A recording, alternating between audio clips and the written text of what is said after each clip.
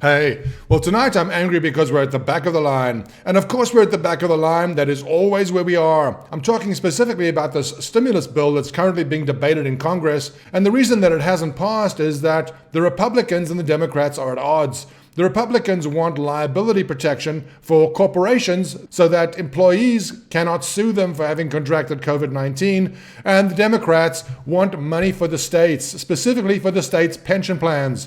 States have been very profligate in their promises to public sector employees and have dug themselves a hole that there is no getting out of. They're looking at this as an opportunity to have the feds bail them out. The Republicans say no, just as the Democrats are saying no to protections for the Republicans' constituency, which is business. But that leaves us out. We are not being mentioned. Nobody talks about the man in the street. Nobody talks about us. The argument is between corporations and states. What about the people? What about the restaurants that are closed? What about the jobs that are lost? You know, many of us who are renters have had a period of time when we didn't have to pay rent and the landlord could not evict us until December 31st. That is going to end in less than a month. Not only that, on December 31st, it's not as if you have to start paying rent again. You have to catch up with all the rent that you have deferred, plus any fees that have been imposed. It's going to be a disaster, and it's going to be just after Christmas.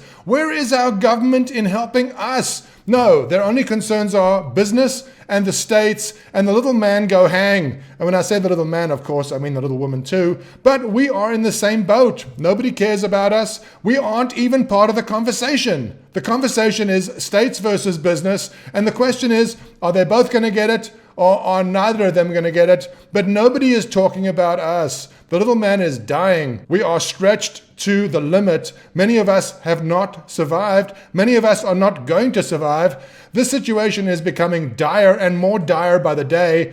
Christmas may be a joyous festive occasion, but the new year is going to bring a harsh reality, as most of us are going to realize that all the rent that we haven't paid in 2020 is due January 1st.